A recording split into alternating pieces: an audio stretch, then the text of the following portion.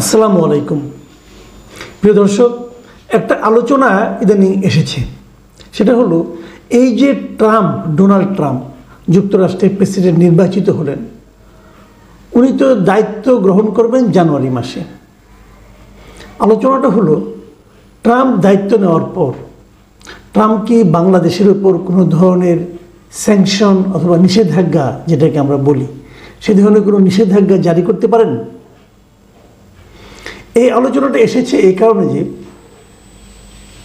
যে যুক্তরাষ্ট্রে যে সমস্ত ভারতীয়রা আছে অথবা আমেরিকান হিন্দু যাদেরকে বলা হয়, তারা যারা আছে তাদের মধ্য থেকে, আমেরিকান হিন্দু কমিউনিটির মধ্য থেকে এ ধরনের একটা দাবি উঠেছে।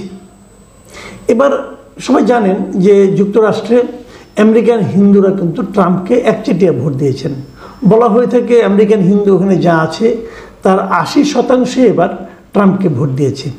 এবং তাদের ভোটটা কনফার্ম করার জন্য ডোনাল্ড ট্রাম্প কিন্তু তাদের দিওয়ালি উৎসব উপলক্ষে এক্স হ্যান্ডেলে একটা বার্তা দিয়েছিলেন। এবং সে বার্তায় হিন্দু কমিউনিটির কথা, হিন্দু কমিউনিটির অধিকারের কথা, হিন্দু নির্যাতন যারা করছে তাদের ব্যাপারে কিছু বক্তব্য উনি দিয়েছিলেন। এবং তখন হিন্দু নির্যাতনকারী হিসাবে উনি বাংলাদেশের কথা উল্লেখ করেছিলেন। এবং তিনি বলেছিলেন যে বাইডেন সরকার এটা হতে দিয়েছে, বাংলাদেশের হিন্দুদের উপর নাকি দলবদ্ধ হামলা হচ্ছে, দাঙ্গা হচ্ছে, এরকম। সেই কথাগুলো আমাদের পক্ষ থেকে, আমাদের অন্তর্বর্তীকালীন সরকারের পক্ষ থেকে, যুক্তরাষ্ট্রে আমাদের যারা প্রতিনিধি আছেন, সরকারের প্রতিনিধি, তাদের পক্ষ থেকে, এবং আমাদের প্রধান উপদেষ্টা যিনি প্রেস সেক্রেটারি আছেন, তিনিও বলেছেন যে ডোনাল্ড ট্রাম্পকে যথাযথ তবে সঠিক তথ্যটা সরবরাহ করা হয় নাই। উনি ভুল তথ্যের উপর নির্ভর করে মন্তব্য করেছেন। আচ্ছা, আমি যদি ধরে নেই উনি ভুল তথ্যের উপর ভিত্তি করে এই স্টেটমেন্টটা দিয়েছেন, তখন কিন্তু অবধারিতভাবে প্রশ্নটা আসবে, এই ভুল তথ্য ওনাকে কে সরবরাহ করলো? কে? এখন যেন বোঝা যাচ্ছে যে এটা সরবরাহ সম্ভবত করেছে যে আমেরিকার যারা হিন্দু কমিউনিটি আছে তারা। কেন বললাম?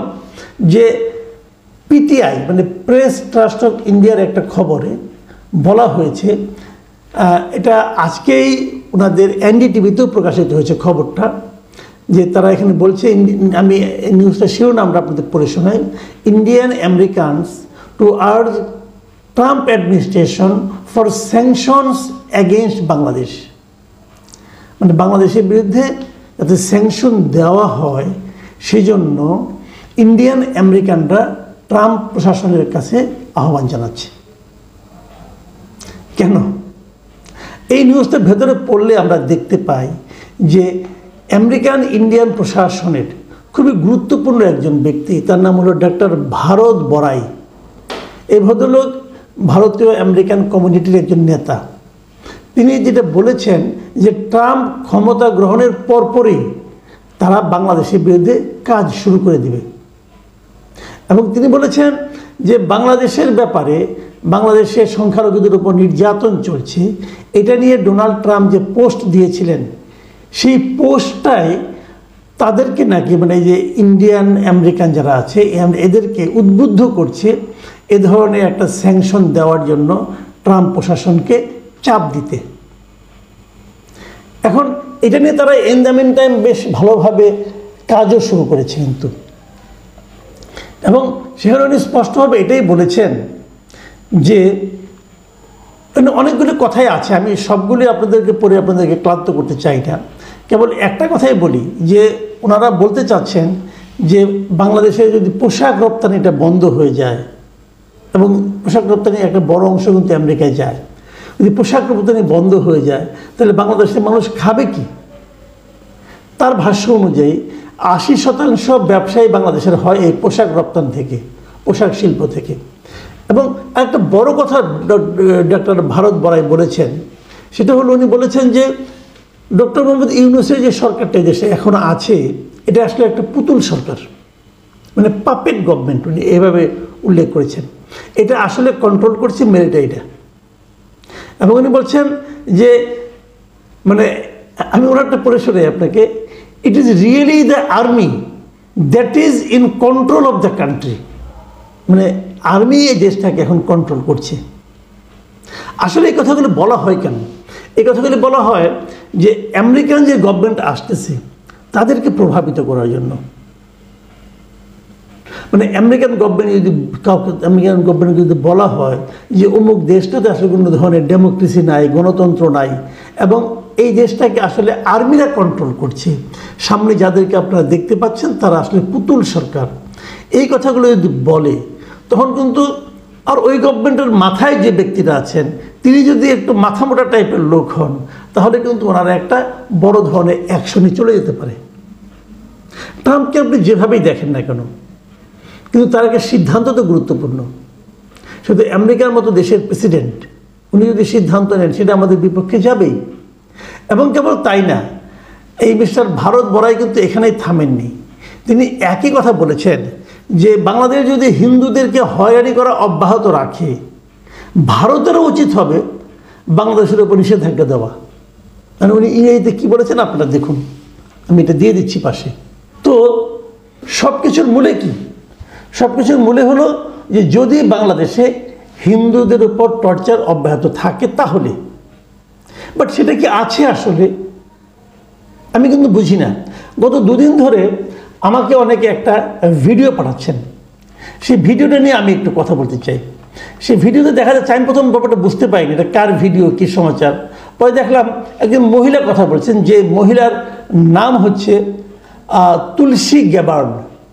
এই তুলসী গ্যাবার্ড হলো যুক্তরাষ্ট্রের যে প্রেসিডেন্ট নতুন হয়েছে, নতুন যে প্রশাসন আসতেছে ট্রাম্পের প্রশাসন, সেই প্রশাসনের ন্যাশনাল সিকিউরিটি এজেন্সির উনি হবেন পরিচালক। এই তুলসী গ্যাবার্ড কিন্তু আবার হিন্দু। এখন এই তুলসী গ্যাবার্ডের যে ভিডিওটা আমি দেখেছি সেখানে উনি কিছু কথা বলেছেন। সেই ভিডিওতে তুলসী গ্যাবার্ড বলেছেন যে বাংলাদেশের মন্দিরে ভগবানের ভক্তদের বিরুদ্ধে এমন ঘৃণা ও সহিংসতা দেখে আমার মন ভেঙে গেছে। মানে এই ধরনের আরও অনেক কথা আছে, আমি এক লাইন কেবল পড়ে শোনালাম।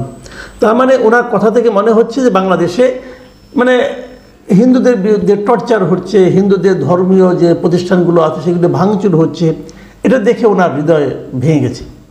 ইন্টারেস্টিং হলো এটা তুলসীর একটা পুরনো ভিডিও, অনেক পুরনো, 2021 সালের ভিডিও।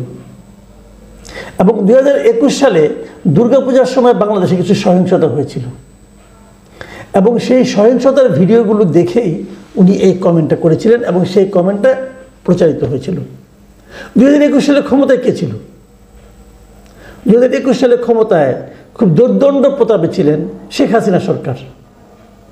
কাজে শেখ হাসিনা সরকারের সময়কার একটা ঘটনার প্রেক্ষিতে তুলসী গ্যাবার্ডের দেওয়া এই বক্তব্যকে যদি কেউ বাংলাদেশের বর্তমান পরিস্থিতির উপর ভিত্তি করে তার বক্তব্য হিসাবে চালিয়ে দিতে চান, তাহলে তো মহা ঝামেলা। এবং যদি এটাকে চালিয়ে এক ধরনের মানে পরিস্থিতি ক্রিয়েট করার চেষ্টা করে, এক ধরনের আবহ তৈরি করার চেষ্টা করে যে বাংলাদেশে এখনও সাম্প্রদায়িক এই দাঙ্গাগুলি চলছে অথবা সংখ্যালঘুদের উপর অত্যাচার চলছে, এবং সেটা নিয়ে মার্কিন প্রশাসনের সম্ভাব্য কর্মকর্তা উদ্বিগ্ন, এটা বলে যদি কেউ দেশের মধ্যে এক ধরনের অস্থিরতা তৈরি করতে চায় অথবা বিদেশের কাউকে প্রভাবিত করতে চায়, সেটাও কিন্তু একটা বড় ধরনের অশনি সংকেত। এটাকে আপনি ষড়যন্ত্র বলতে পারেন। কাজে এই ষড়যন্ত্র নানাভাবে চলতে থাকবে। আমার কাছে আমি সত্যি কথা বলতে আমি আপনাদেরকে বলি, এই তুলসী গ্যাবার্ডের ভিডিওটা আমাকে একজন আওয়ামী লীগের নেতা পাঠিয়েছেন। তো কী বলবেন? তারা তো নিশ্চয়ই, যেহেতু আমাকে পাঠিয়েছেন নিশ্চয়ই আরও অনেককে পাঠিয়েছেন, লুকিয়ে আছেন, কোথায় আছেন আমি জানি না, বাট আমাকে এটা পাঠিয়েছেন। তো অনেকে পাঠিয়েছেন, মানুষের মধ্যে কিন্তু একটা ধারণা তৈরি হতে পারে, এবং তারা হয়তো বিদেশেও পাঠিয়েছেন। এভাবেই কিন্তু চলে। এই বিষয়গুলোকে ভালো বলার কোনো সুযোগ নেই, কিন্তু প্রশ্ন হলো এগুলো তো চলতেই থাকবে। আবার ওদিকে হিন্দু কমিউনিটির লিডাররা তারাও তাদের প্রভাব বিস্তার করতে থাকবে। তো আমার কথাটা হলো কি, এগুলো চলবে, কিন্তু আমরা এটাকে কীভাবে হ্যান্ডেল করব, আমাদের সরকার কীভাবে হ্যান্ডেল করবে, সেটাই হলো মূল জিনিস। সরকার যদি এই বিষয়টাকে যথাযথভাবে হ্যান্ডেল না করতে পারে, তাহলে এই সরকারকে কি আমরা সফল সরকার বলবো না। সরকারের দায়িত্ব হলো দেশে অথবা বিদেশে যত ধরনের ষড়যন্ত্র হবে, যে ষড়যন্ত্রগুলো দেশের জন্য ক্ষতিকর হবে, দেশের মানুষের জন্য ক্ষতিকর হবে, সেগুলোকে মোকাবেলা করা। আপনি মোকাবেলা না করে ভালো মানুষ সে যে বসে থাকলেন, আহা উহু করলেন, ভাই এই ধরনের দুর্বল সরকার থেকেও দেখতে চাইবে না। সরকার কি ব্যবস্থা নেয় সেটা আমরা দেখতে চাই। দেখুন, যুক্তরাষ্ট্রে সরকার এমন একজন লোককে ওখানে দায়িত্ব দিয়ে পাঠিয়েছে, অ্যাম্বাসেডার বানিয়ে পাঠিয়েছে, যিনি একসময় আওয়ামী লীগ সরকার এবং যুক্তরাষ্ট্রে খুবই সোচ্চার ছিলেন। প্রত্যেকটা উনি প্রেস ব্রিফিংয়ে উনি যেতেন, যে কথা বলতেন। এখন একটা দায়িত্ব পেয়ে উনি যদি ঘুমিয়ে যান তাহলে কিন্তু আরও বড় সমস্যা। তখন মানুষ ভাববে কি এই দায়িত্বটা পাওয়ার জন্যই বুঝে এগুলো করেছেন উনি। আগে যেরকম আপনাকে দেশপ্রেমিক হিসেবে আমরা ভাবতাম আপনার কথাবার্তা, এখনও সেই এখন একটা দায়িত্ব পেয়েছেন, সেটা প্রমাণ করুন দয়া করে। এবং সরকারকে আমি সতর্ক হওয়ার জন্য আহ্বান জানাবো। প্রিয় দর্শক, এখন এই পর্যন্ত।